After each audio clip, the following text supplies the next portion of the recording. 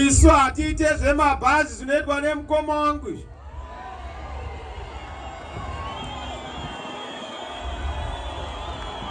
Mukoma wangu anotenderera nyika yose nemabhazi 500. Achingoadresa vanhu vamwe chete ivavo. Vachipuwa chicken in.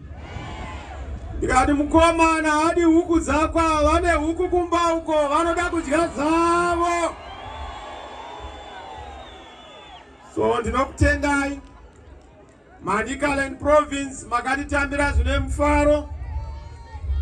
Basa randakaona kunana Chipinge checheche munana Nyanyadzi ndakaona kuti musangano wakarongeka. We are ready to form the next government. We are ready to lead Zimbabwe unto prosperity. Are you ready for a new government? Are you ready for a new president? Are you ready for a new life? Open the RM Commander! Open the RM Commander! No tender, I want to acknowledge, welcome. You know, Triple C is a global brand.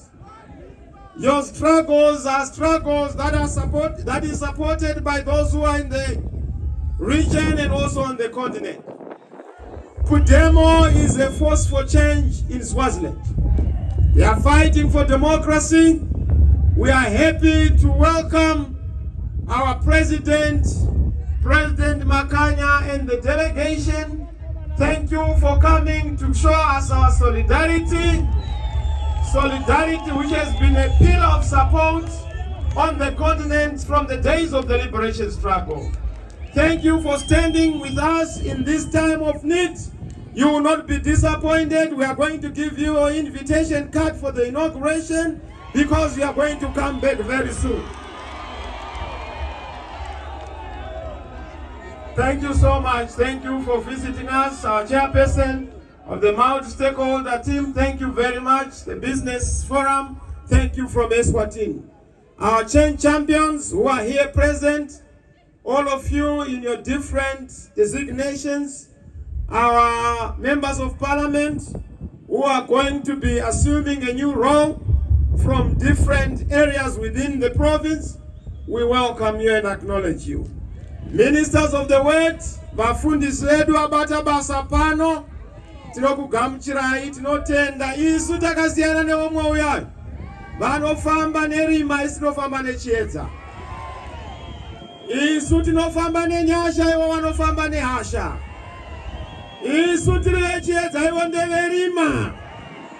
Ndosaka muchiona pari zvino vatambura nesu, nokuti chero kaita hasha uri wenyika, wenyasha ungamudii.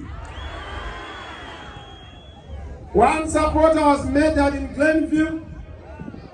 We also have Job Sikala and Garifuna and other MRP political prisoners. May we observe a minute of silence. Also remembering all those who have been killed for politics in Zimbabwe. 1 minute of silence.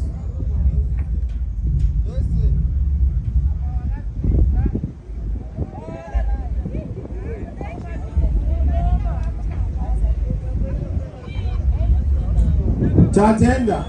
Atingaite Mutare, you know what, the hub of our tourism, the hub of our horticulture, the hub of our fruits and plantations, the hub of our mineral wealth kunana chiadzwa.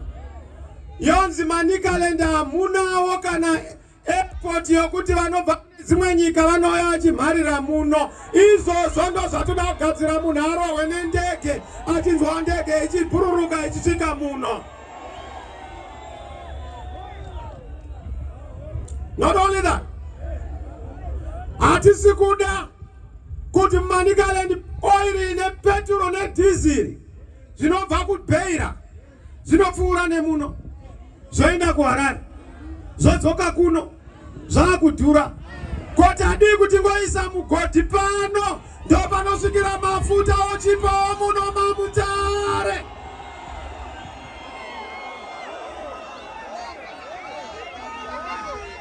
Tadii kuti muno maMutare makambani angarimo adzorerwe asumukire.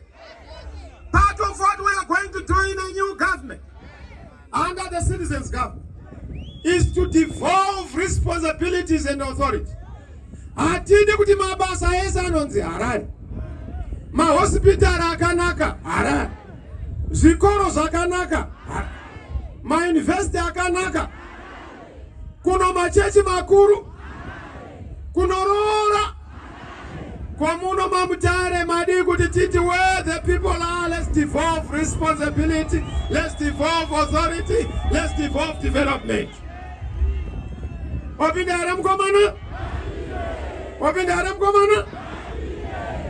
We want to change kuti Mutare rive guta rine chimiro.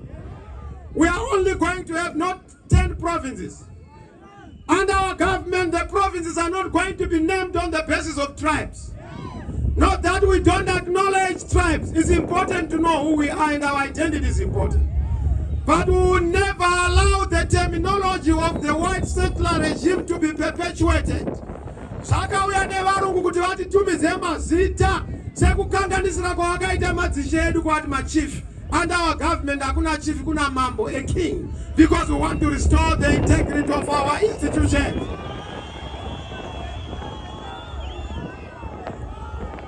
Equally, panyaya ma province aiwa is my regions.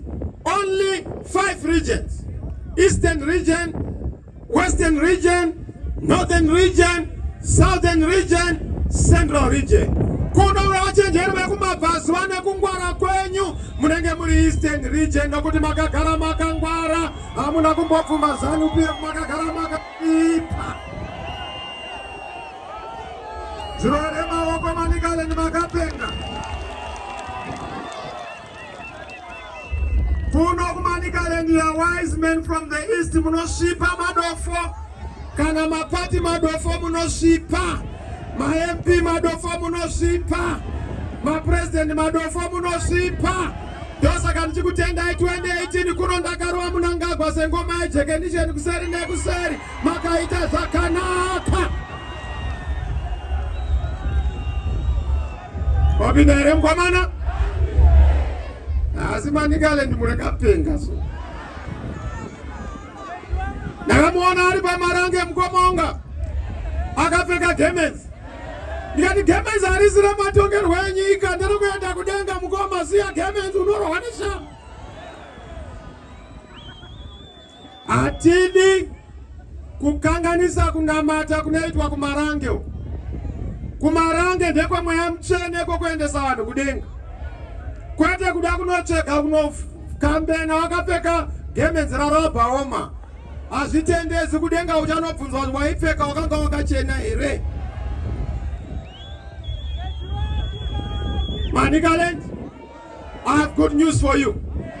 Makambani anotanga kuvhura mukomana kana apinda. Mukadzorera zviripo izvi makambani anofarwa. Mukadzorera zviripo izvi nenhamo inowedzera. Asi panopinda mukomana muchaona kuti kana matacha chaiwo anonakirwa kuti nyika yauya. Wapinda here mukomana? Wapinda here mukomana? What must change? You know, I'm so proud when I come here. Dokunoka kweshasha kwanga kuna tikeri. Wanga achiopoza zviripo. Dokuno kweshasha kwanga kuna stole ndabani. Waiopoza zvanga zviripo. Dokuno kweshasha kwanga kuna mogeni tsangirai. Waiopoza zvakanga zviripo. Dokuno kweshasha kwa Magreti Dongo. Wakanga achiopoza zvanga zviriko. Dokuno kweshasha kuna nanhari vakatanga vati hatidi kudzvanyirirwa. Kwana Hebert Chitepo gamba remagamba. Ndova ndakatakura pamashoulders angu. I got the message yachitepo nandabaningi. Ndiri kuuya rotsvangirai kuti handei tinoshandura nyika iende mberi. Tipedzise basa rakatangwa nevasharukwa. Mukomana azadzise nyaya yeDeliberation agenda. Wapinda here mukomana?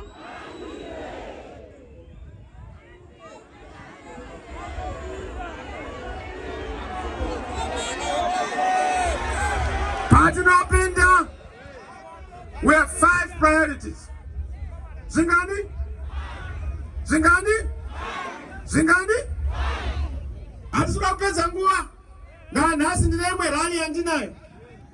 Tangoti hatingagoni kutibve muno Manicaland tisina kuona vakuru vacho huru yacho. Asi ndanzwa kuti nhasi sakubva yedu yatakajairira iri kuitwa renovated. Saka hatikwanisi kuita program mumo, but hazvina basa pataitira pano pakaringana. Ndiri kutenga inokuuya kwamaita haisi nyore. Ndanzwa kuti vanhu vanofundisirwa zvakanyanya muno. Ndanzwa kuti ZANU-PF dhimoni riya raakubuda. Ndo zvinoita dhimoni kana raakutandwa rinopfinha-pfinha. Asi uri kuenda chete dhimoni, uri kuenda chete. Roenda here dhimoni. Bye bye dhimoni reZANU-PF, bye bye. Bye bye ZANU-PF, bye bye. Bye bye Munangagwa, bye bye. Bye bye Zara, bye bye. Bye bye Mangoromera, bye bye. Ndezvipi zvatinoda kuchinja? Ndezvipi zvichachinja? Bye bye Mupfumi, bye bye. Ainda asikati kumubhaibhisa wakaita kare uya bhaibhisi wakaita ini. Bye bye Mupfumi, bye bye. Izvi ndazviitemi ndimakumbira kuti Mupfumi ndimubhaibhise.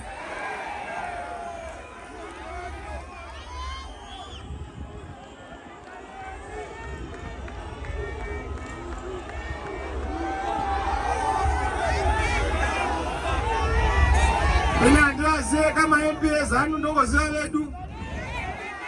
Timunoziva bye bye mese munofana kuenda bye bye.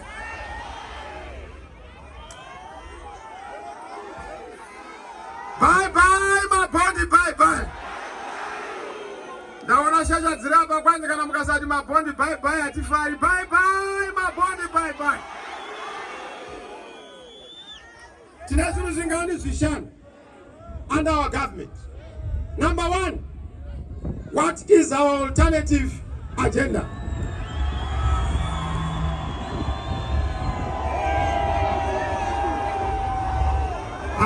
Kwa mama guys hapa kwa maponda. Manika lengo wafuti. Anga ipai mapondiwa. Kuraki za tumkoma na wapinda zuruere bawa kwa maponda aenda.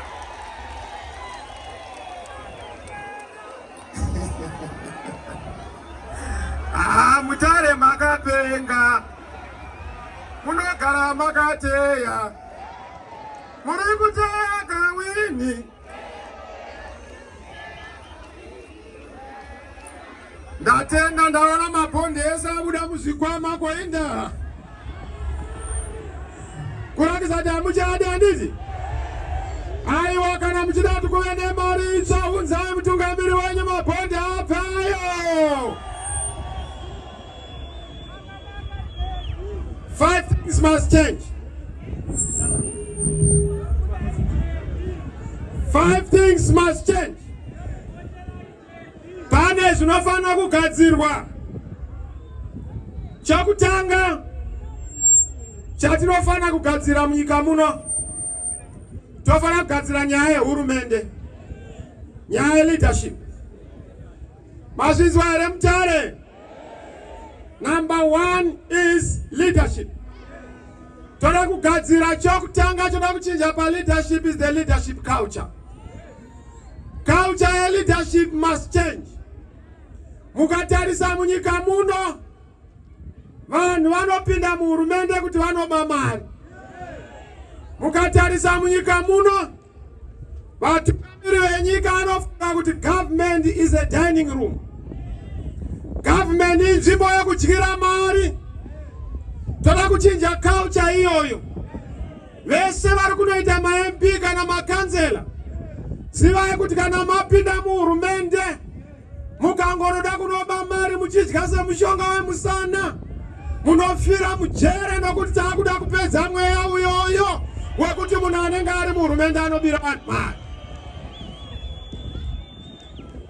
Chechipiri, toda kuchinja culture toisa right of recall kuna MP kansela anenge asarudzwa nevanhu.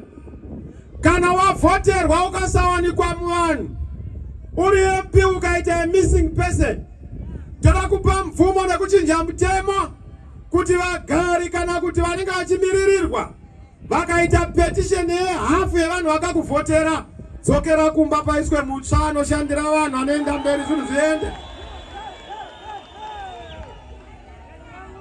Chechitatu on governance, toda kuchinja nyaya yokuti pasava neimpunity and immunity.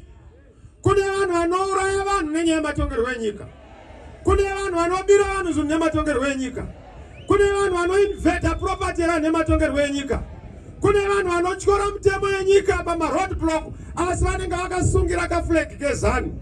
Nokuti vanoti kana uri wezanu unoita zvese, unorepa nokuti uri wemusangano, unobata chibharo uri wemusangano, unouraya uri wemusangano. To hell with that. And our government no kubata munhu chibharo, hurumende haibvumize izvozvo. Wapinda here mukomana? Wapinda here mukomana? Wapinda here mukomana? Immunity. Pane munhu akauraya munhu kuHarare hana zvaanoitwa. Pane vanhu vanouraya vanhu vachifundisira vanhu. Muno munhu anochiudzwa kuti munofamba vanhu vanenge vachivhundisira vachirova vanhu vachivhara mashopu vachimanikidza vanhu kumaruzevha. Ndiri kuudzwa masabhuku madzishe kwanzi vachamisa tatadza kurara. Dei sarudzo dzangu yamapinda tiwane rugare. Ndikati chii zvikati tiri kumanikidzwa kunzi ndai munonyoresa vanhu zvataingoitwa naSmith ndozviri kuitwa naNgako. Kureva kuti ganda ndo rakachinja asi usveta simba hauna kuchinja. Kureva kuti akabvisa Smith wemurungu asi paana Smith wechitema. Kureva takabvisa rotation front asi takatsveta ZANU-PF iri kungotora from the rotation template. Ndosaka patiri kupinda zvose izvozvo ngazviende bye bye. Vakomana vemushina gadzirai mushina. Toda kuti nyika ino ifambe zvakanaka. Muchaona kuti kunharaunda kwatiri kuenda opposition leader anoitwa kunge imhosva. Changirai wakafa chinzi chematama. Vamwe kuti T-boy. Asi zani neusini. Kupinda kana ndege hayo ari mupenyu kumapinda chikopokopo. Paakafa kwakumutakura kuenda naye bwera nokuti wafa. Isu muhurumende medu toda kuchinja nyaya yekutreatwa kunoitwa opposition in the alternative. We want respect, we want honor, we want kuti kana muna opposition samunangagwa pandinoenda kutirira tiri kuwarm government. Munangagwa as the opposition leader must be given his status as the leader of opposition in the parliament. But beyond that, we will invite opposition leaders to all national functions because chengawa semananga apana risina mbodzi. Izi zvokuti muna muchiti munotuka zuro ndi zuro maituka ngomo akabuda munyika muno akapfeka grace. Zuro ndi zuro maituka ndamaning akanga achitange munhu asina maturo. Ike zvino maakuti afa maakuya maakutora kuvakira guva raDurbaning. Madi kuvaka chiroto chaDurbaning nokuisa development kuManicaland, nokudevelopa Chipinge, nokudevelopa the liberation ideals aimirira. Komana toshanduko yatiri kuda munyika muno maizwa here hama dzangu. Isu mukatarisa ike zvino izvi kusanaya kwemvura ndichamisa. Pakanzi mashakwa mari mabhonda akaiswa naMutare ashaya mari ndichamisa. Mukadza zvikanzi mari yekune dzimwe nyika haisi kupinda muno ndichamisa. Zvikanzi pane chinhu chanetsa munyika muno makuuya iyo yakauya mazuva yanga iri muno yairwadzai covid amisa.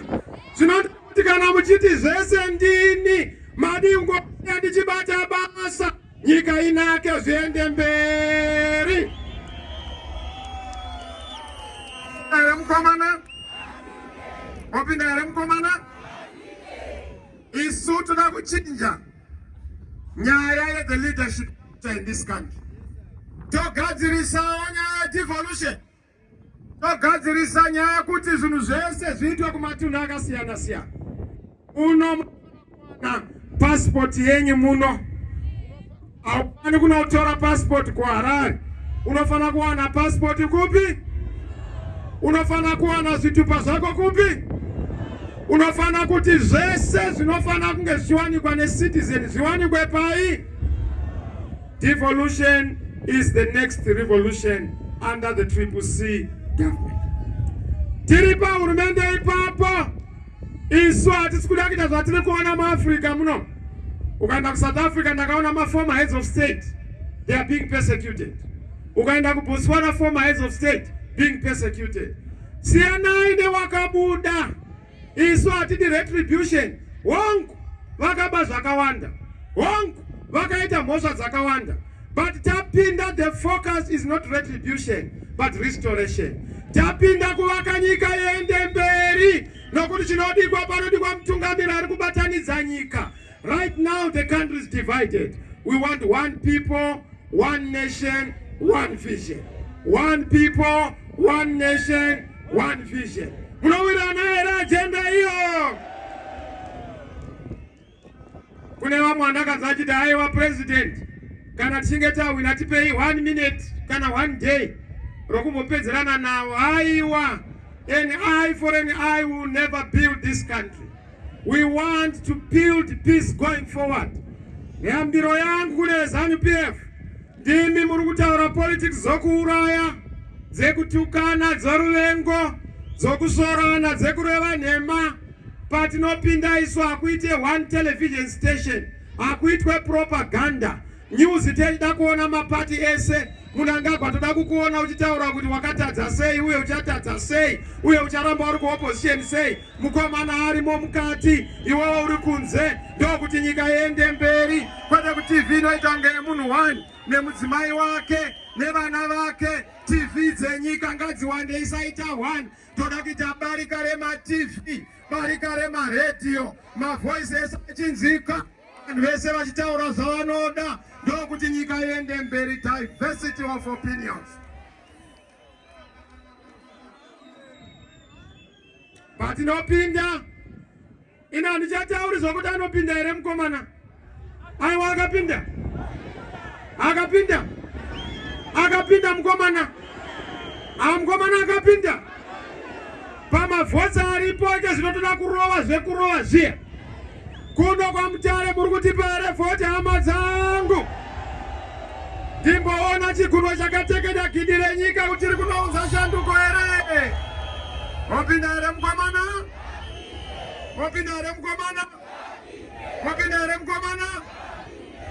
asi Mutare munodadisa vanhu vazouya mauya population rovai maoko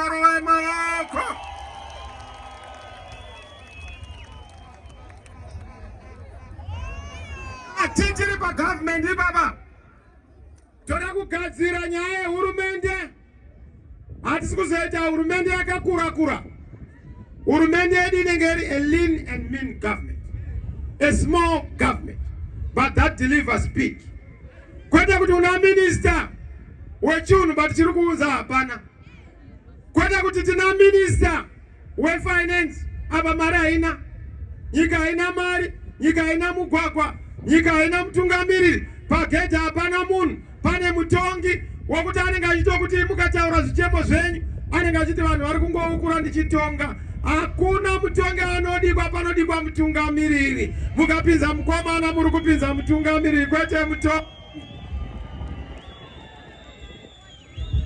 opinda here mukomana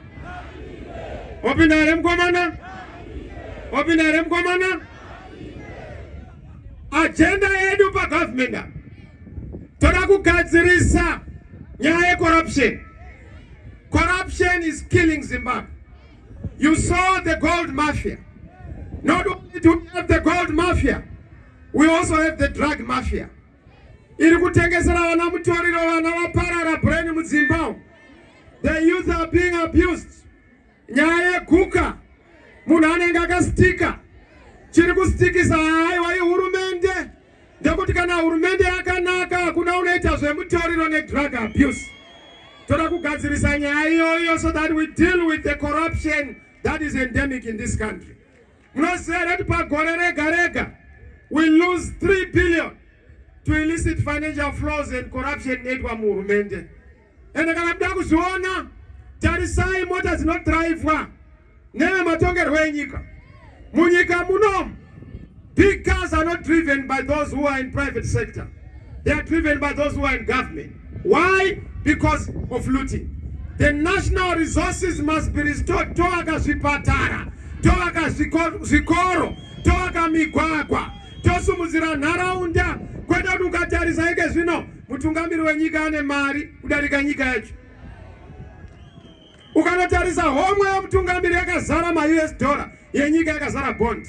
Zvinokurakidza kuti mune mutungamiri asiri ane nyota, ane nhomba, chete asina nharo, asina mari, anoda kumba, wakaguta kare, akaguta mufaro, mukomana wechidiki, sapura wako kadea nendoro chena, wakuti matsveta nyika inotinhira, matsveta vekunze kwenyika vanouya, mari yobva yauya munyika muno. Wapinda here mukomana?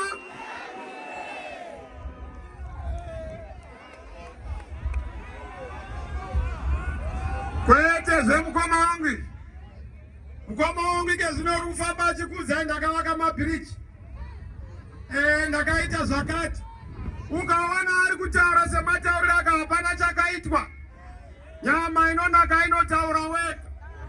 Kana uri mutungamiri, you don't advertise your achievements. Your achievements advertise themselves. Saka your achievements advertise themselves. Ndozvatinotarisa kuti pamunopinza mukomana within 2 years nyika inofana kunge ane chimiro Zimbabwe is going to be restored as a giant of nations across the whole world.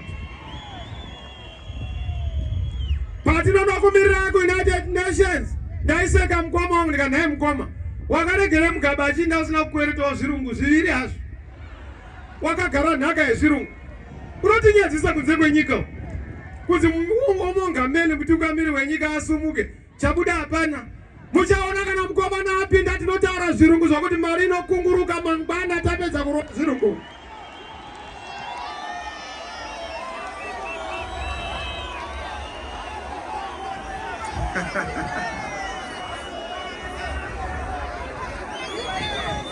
Zvino mukoma kungoinda vadzoka. Munhu akangwara anotsvaga mashamwari. Ndo number 2 agenda. Restoring Zimbabwe amongst the family of nations. Isu hatisi kuzorwisana nedzimwe nyika. We are not going to fight the West. We are not going to fight the East. And also kusiyana kwedu nana ZANU-PF. We don't look East. We don't look West. We look unto God. And we look unto ourselves. That is what is going to make this country great. Kwete kutarisira kuti unaenda kune dzimwe nyika. You are a giant unto yourself. When you respect God, you will be number 1. We want to restore Zimbabwe as a leadership nation. Leadership in governance, leadership in the economy, leadership in production. Zombonzi were made in Zimbabwe. Coffee made in Zimbabwe. Tanganda made in Zimbabwe. Macadamianas made in Zimbabwe. Diamond polished in Zimbabwe. Aiwe Mazimai made in Zimbabwe. Varume vakanaka made in Zimbabwe.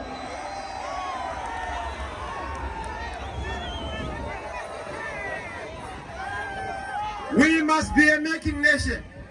Kwena kuti tinoipota nematoothpick, tinoipota nematissue. Nyika yakasvika kudai pane vanhu pane development. Let's leverage our competencies as a country. Kuno kuti nemabanana. Why can't we have a canning company? Make sure that manufacture banana finished products. Toendesa banana gadzirwa. Koitwa mabanana anenge ari mumatini anobva kuZimbabwe. Anotapira epahonde. Ekuti ukadya unonzwa gotsi kuti papata kunaka.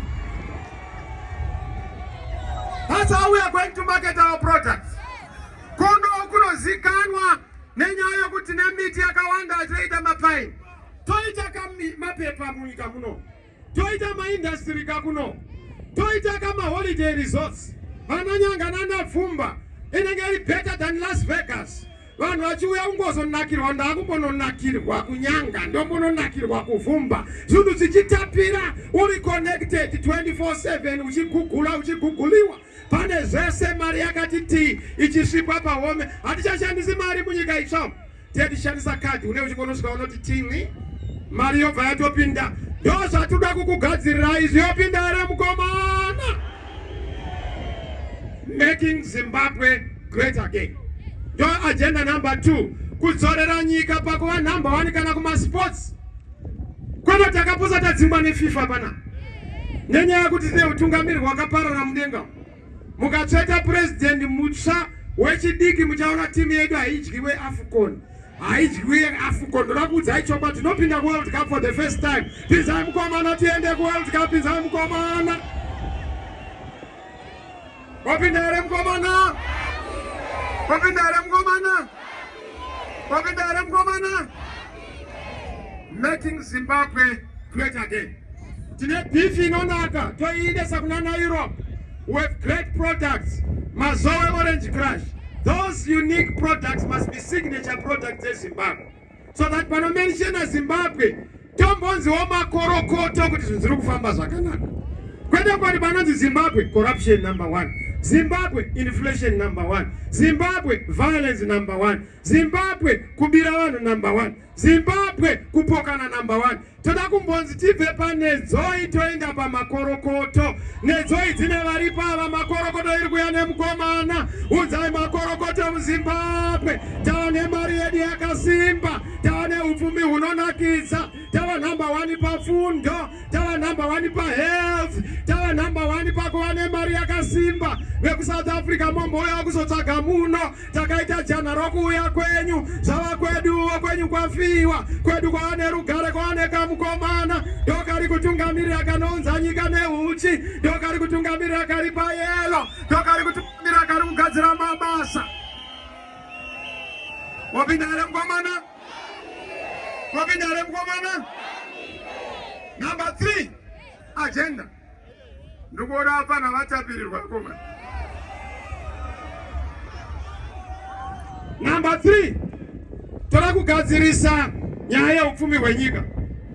Nyika yedu ina mari. Bali chinokurakidza mari isati yashayikwa munyika chinotanga chashayikwa ndiMwari. Nyika ina Mwari haibhuroki. Nyika inotungamidza Jehovha haiparari. Kutungamidza Jehovha pari pazviito. Mutungamiri wenyika usaregera vanhu vachiurawa nenyaya yematongerwo enyika. We want rule of law. We want to restore property rights. We want security of investment. Toda ease of doing business. Toda kuti gadzirise nyaya investment environment. Tadaro togadzirisa nyaya yecurrency yemunyika muno.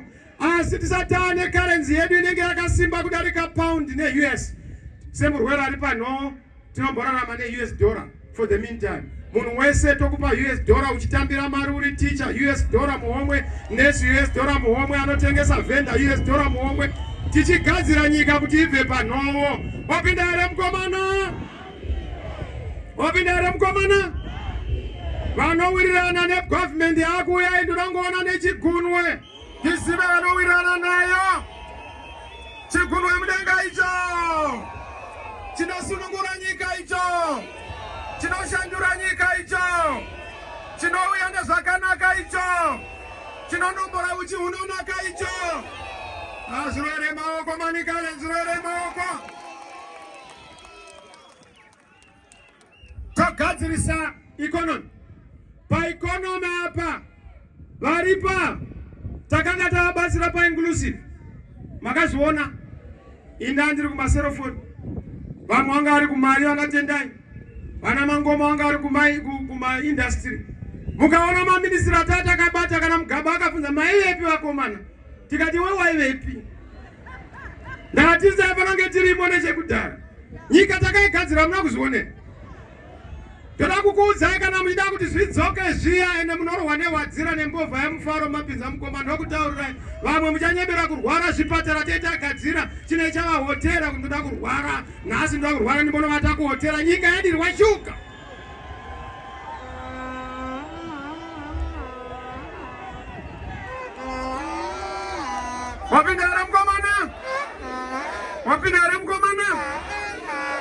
Arise Zimbabwe and stand.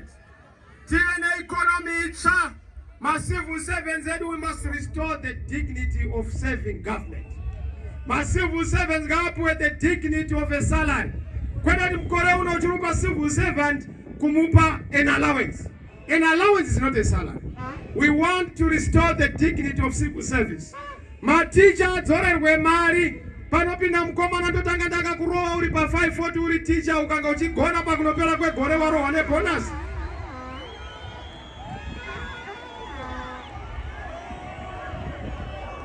Muone zvinoita nyika. Takazviita kapa inclusive. Namudhara tsvangirai takaenda tapinda pa inclusive. You remember that? Massive servants anga asingatambiri kana dhora. Mudhara ndobva aenda pa-city sports. Handizoti anganakirwa neprime minister.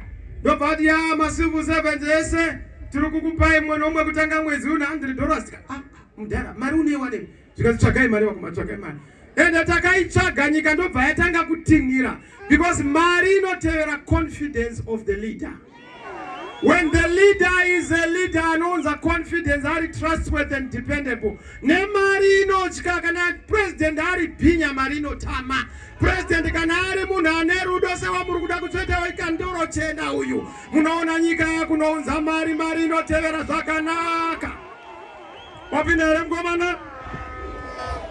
Business confidence. Is we are not going to say Zimbabwe is open for business. Zimbabwe is going to be best for business. Asiva nouya muno unofana kuzata unacha unobuda nacho kunze kwe profit yako. We must have lithium ichitirwa processed muno. Gold richiitwa refined and beneficiated muno. Vanoda kutenga ma diamond rings uya muzotenga muno. Vanoda kutenga ma gold rings uya muzotenga muno. We are not going to export jobs, we are not going to export raw materials, we are going to improve nyaya beneficiation. Mabasa weitwa muno, parikunza hapana basa ponza hapana muno, hapana wachinakirwa waende kubasa. Wapinda ere mkomana? Wapinda ere mkomana? Tora kugadzirawo ipapo nyaya yesimura nemataxes. Vanhu vari kutambiswa vachioneswa tamu nawo. Toda kuti munyika muve ne-taxation regime itsva. We are going to change my tax laws enyika. We already have a bill that will come. Inoita kuti pave ne-fairness in taxation. Asi wotisakuwadza mabusiness edu nokuti mari ikange iri kuvanhu inoita kuti itendere zvakanyanya. Pane kuti hurumende iite chimbadzo. We are second from Israel in terms of taxation because nehurumende yechimbadzo vanhu vanorohwa chimbadzo nokuti hurumende iripo mari inorohwa ichidudunywa kana inokwereta inorohwa ndi baba vari kukwereta mari kuti vaende kupower vana havasi kuchikoro. We want to change nyaya yedebt. Isusu we are not going to settle like under HIPIC. We want to pay our debts because we are a rich country. Whenever you allow kuti uregererwe chikwereti unoziva kuti watu wamuranda womunhu akakuregera chikwereti. So we will pay for our debts because nepfuma yacho we have 60 minerals and above. We are going to debt repay because we have the resources. Saka mukati pamukana kungoenda nonotaura nema Bretton Woods institutions and all those Maperi club vakati mari. Please give us breathing space. We are fixing the issues and within no time we will make sure we honor our obligation. Bona nyika yotinira. Wapindare mkomana. Wapindare mkomana. Confidence. Inengena mtungamiri ndo confidence inopinda mu economy. Those are kugadzirisa izvozvo the business confidence and the commerce confidence. Nyika yedu ifambe zvakanaka. Patiri ipapo tifana kugadzirisa infrastructure. Nyaya yemigwagwa.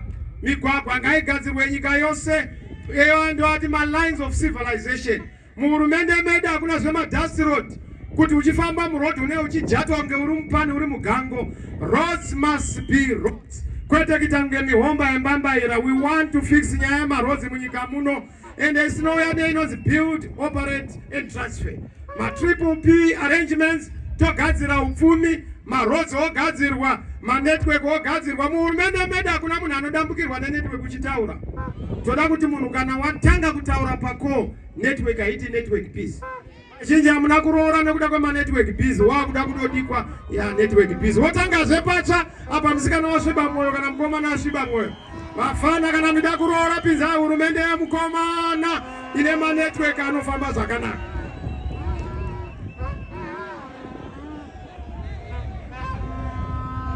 Toda kugadzira nyaya yemvura. Hatingaiti nhamo yemvura munyika inonaiswa mvura. Unaona hurumende ichitaita ma-floods. Ma-floods are not a threat. Ma-floods are an opportunity. Mwari kana vachikunaisira mvura, you must husband and harvest the water. More nema dams. I was studying the history of this country. Ndakaona Smith has 14,000 sites of my dams. Aside it were constructed. We are going to take the good plans ziripo zisinakitwa fulfilled. There is going to be my dams in every district. Kutive nemadiridziro. Kutive tine mvura mapipeline. Hakuchaitwe zvibhorani mukore uno. Kurowa musana wavanhu ndike zvinoona vazhinji musana isi kushanda muminda umu. Panodikwa musana wapara. Toda kudzorera the restoration of the dignity. Tokupaiwa maboreholes ari solar powered. Pasina maboreholes ari solar powered tova piped water. Like zviri kuitika Rwanda, Botswana nekune dzimwe nyika. Wapinda here mukomana? Wapinda here mukomana?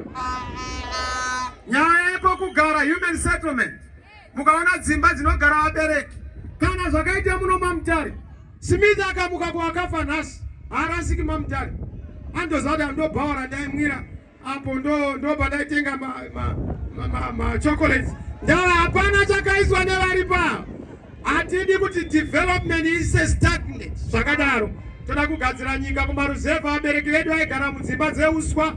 Hatingafe achigara mudzimba dzeuswa. We want to improve homesteads. toita anonzi smart villages, toita anonzi matura, ichireva chirungu chinonzi modernization and transformation agenda for rural transformation. Tosumudzira village per tractor, tisarimana na bandom, tirime nematractor, tiitewo kuti pa village pega pega paite hospital, vanhu vave neupenyu mumaruzevha, kwete kuti nanhasi vanhu vari kuzi hatikuinda kuruzevha. Ruzevha izita rakapendwa nerudhisha.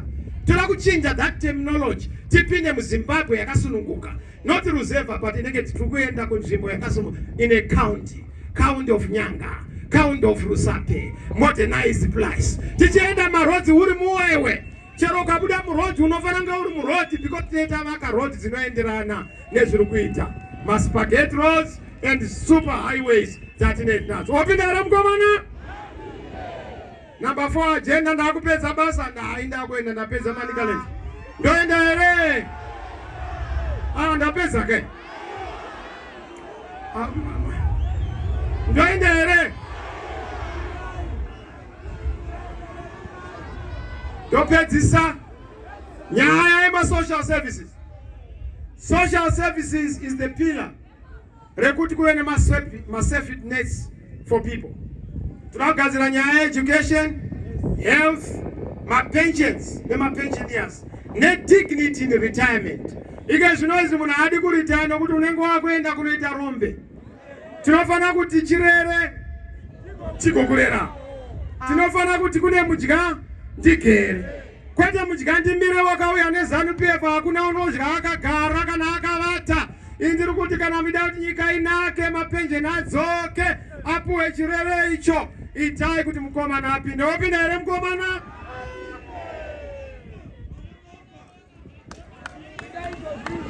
Pa-education, toda kugadzira nyaya yeutano, toda kugadzira nyaya education, but ku-education pane zviri kuchinja kutanga musi wa24. Ndamaliza kuti ndonasa kuti anobuda nekukurumidza. Ndakanzwa kuti vari kuzama kuda kuzoadhilera achidzima manetwork. Manje manyanga aona yafamba kamwe haiteiwi. Gore rino hati kubvumize mudhara wakanyanga yaona takakujairira, tambai mese mujairirane. Teta kutoziva ma-results musi wa24. But patinoita kuziva ma-results, chokutanga chatinoita, tisatambotanga kana kuita swearing in. Vanasikana vanofana kubuda mujere mavakaiswa. Chechipiri chinofana kuitika, makala anofana kubhanwa. Waendere makala! Waendere makala! Waendere makala! Bye bye makala, bye bye! Bye bye ZANU-PF, bye bye! Chechitatu pa education, toda kuchinja nyaya yemafambiro, the feed structure, grade 1 to 7, ibasa rehurumende, universal primary education, free primary education.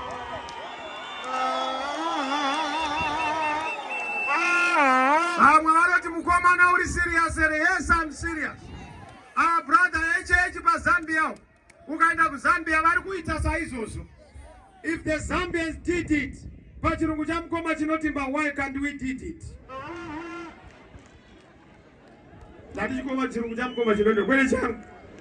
Why can't we do the same?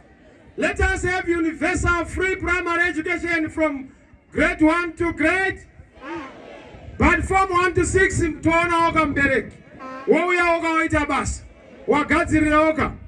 Asi kwasa kuzofamba mchiti zvavhurwa nemukuru, motanga kita irrigation vana vowandisa. Aiwa. Wangu teta gadzira nyika asi tofana kuva responsible. Wapinda here mukomana? Ndiri kutaura irrigation. Mashetukira ita mudhara wangu apa ndakuanzwisisa. Tiri pa education ipa, toda kugadzirisawo kuna na university. Mwana aenda kuuniversity atinganesi mubereki kuti bhadharira mwana iyi. Kosi achigondora chavachimona. Vanofana kuti vachipuwa loan inobhadharwa kana mwana aenda kubasa. Isu tatagadzira mafactory ka. Mafactory anenge avhurwa. Vekune dzimwe nyika vanenge vakutsvetawo mafactory muno. Vemuno ma-entrepreneurs anenge akuita tik. hurumende yakuenda mberi topa maloni kuvana vaku university. Isu hurumende medu hakuna munhu anonzi anofoira, hakuna dofo, anenge asina kupasa form 4 harisi dofo. Haana kungoverenga zvauya muexam, anofana kuti aone kuoko anogona, asimbiswe ikoko, muti unosimbiswa kwawakarerekera. Wapindare mkomana? Wapindare mkomana? Tina agenda pama school fees ipapo. Hakuna munhu achaya kuzodzi abhadhare exam fee grade 7, exam fee form 4, exam fee form 6. Kunana South Africa hazviko izvozvo kubira abereki. It's an administrative fee inofana kubhadharwa. Wabhadhara fees zvabhadharana. Hauchanobhadhara exam fee, hakuna izvozvo. Vana vaende kuchikoro vadzidze. Wapindare mkomana? Kuvabereki 65 years and above, unofana kuwana mudyandigere wako tokutambirisawo kamari pamari iri kubiwa iya. Teta kuti kana warova 65 years hauchabhadhari mari, ndiwo wakubhadharwa. Muchipatara ukaenda kune zvirwere zvemazero tongosvika topinda, hakuna zvokunzi ndakufamasi unotenga mishonga. Imomo uchitongorapwa nesi unobva akupa nyemwerero, wapedza kupuwa nyemwerero wobva wapuwa mishonga wako wodzokera kumba wapora. Kwete kuti zvino vanhu vaenda kuchipatara unozoka uchirwara mono kuti munonhuwa rufu uye hamuna mapiritsi. Kune kwanaka vedu nyika yanaka. Wapinda here mkomana? In super social services, even transport is not getting some Mutare. Teta udanonzi metro system, kunana Harare. Mabhazi anosikana anosvika pano 30 minutes asirasvika. Toisane ma-trains, those akuita kune dzimwe nyika. Ma-bullet trains anodipa from intercity. Toita kuti munhu akapinda pana uchindiri kusangana newe paNandos in an hour's time. Wapinda muchitima, kwene munhu mbhazi rinonzi raponja firi. Pinda bullet train inenge chirova 1 hour yava muHarare. Warova business, wadzoka kuno, watodzoka wane mukadzi wako, wadzoka nemurume wako, wawana Harare, woya kuzoroora muno nokuti kune mabullet trains zvinhu zvachipa, zvinhu zvakuitira nyore. Wapinda here mkomana? Chakupedzisira inyaya ye-citizens government inoita nation building. Do you know that we have a country, we don't have a nation? A nation is about ideas, it's about unity. Pandiri kupinda pane vanhu vakaitirwa gukura hundi, vamwe vakaitirwa short sleeve, vamwe vakafirwa nehama. Kutanga tofana kutanga takupira ruregerero. Munhu wese akashaishirwa nehurumende. Vamwe vakatorerwa mapensions ava akarova. Vamwe vane mavanga vakaita kuti vakadzingwa basa asina basa. Vamwe vakadzingwa muhurumende ari mapurisa, vamwe ari masoja nekuda kwepolitics. Totanga takudzorera restitution and restoration. Patinopinda kuti dzorere tibvise mavanga. Wapinda here mkomana? Wapinda here mkomana? Togadzira a nation iri united. Tiri one people. Tine one focus. Nyika yechinakidza. Ma-MP enyu achitaura napresident. Question time. President anofana kuziva kuti kune question time. Anofana kunoenda kuparliament. Achinopindura mibvunzo yevanhu. Chinonzi parliament vanhu. So we must introduce question time for the president in parliament. Achipindura mibvunzo yevanhu vokwaMutare, vekuHauna, vekuChimanimani, vekuChipinge, about development, about the focus of the country. Ende kana kusina mvura tinokumbira ruregerero. Kwete kuti ke zvinokuita kunge pasina munhu. Mvura inoinda. Hamuoni kana unouya kuzoti sorry. Magetsi anoinda. Hamuna kana unouya kuzoti sorry. Mafiza anodhura, hakuna unoti sorry. Mari unowana isimo mubank, hakuna unoti sorry. Toda kuva nehurumende iri accountable and responsible. Semtungamiriri must come to parliament and apologize where we have erred as a people. Nokuti kutungamiriri anopotsawo and anofana kubvumidza kuti kuitwe ma-demonstrations. Kana ndisina kuenda kugonerai demonstrator tokupai mabhiza nemabhoso kusvika masvika kwamunoinda chichemo kana chasvika dzokerai kumba togadzirisa. That is what will happen in a civilized government. Hatisi kuzotenga mategas kana mchinge tatadza kunzwisisana tinogadzirisa zvinhu nokuwirirana. Nation building. Ma-war veterans tokudzorerai chimiro chenyu. War veterans kuvetwa kubva 1980 every 5 years muri kuvetwa. Vana chimbwido eka nomakanzi vurai maakaunti chabuda hapana. Kana uchida mari muhomwe pinzai mukomana anobva apinza mari muhomwe mako. Pinza mukomana anobva apinza dignity mumba ako. Togadzira nyaya yematitle deeds ndo nyaya yangu yokupesira. Munhu paanogara anofana kunge ane title deed. Vese vari mumaraini mumaruzevha kana vakagara kuminda, be comfortable. Ndiri kunzwa ZANU-PF kuti mukomana akapinda because vanozati akapinda. Apa ndoda kukudzai chero tikaita sei pagedhi hapana munhu rwendo runondomwisa negotsi. Imi pasirai kwandiri chete Mutare.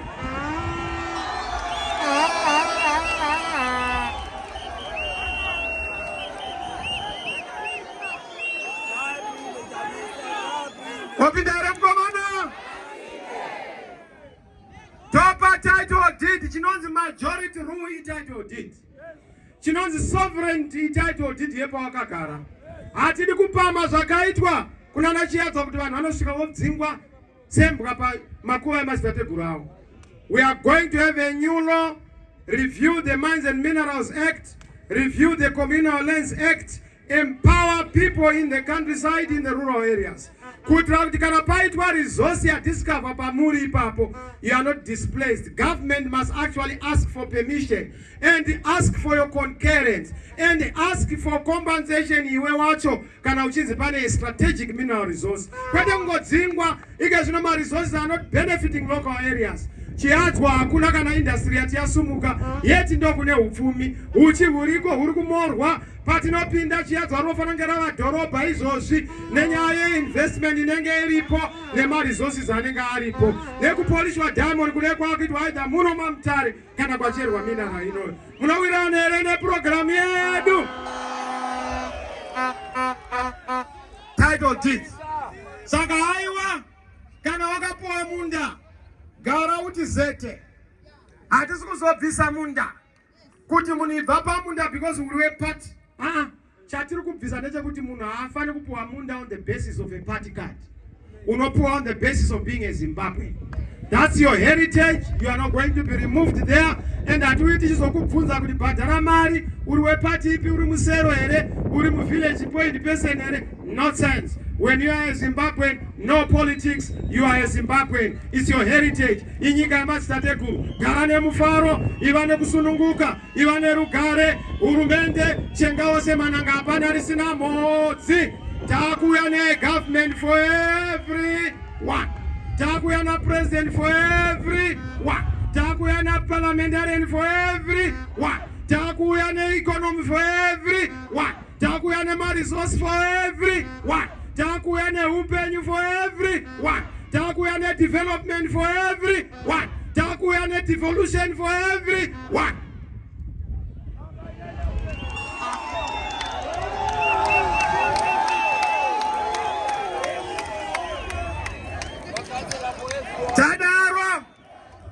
Tadaro nyika yedu yadirwa shuka.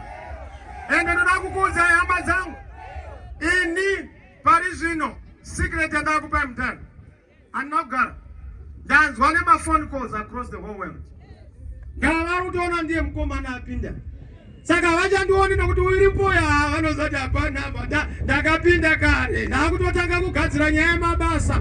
Muchaona kuti panguva inotanga within 6 months. Munoona kuti murwere wedu unenge akupfira-pfira.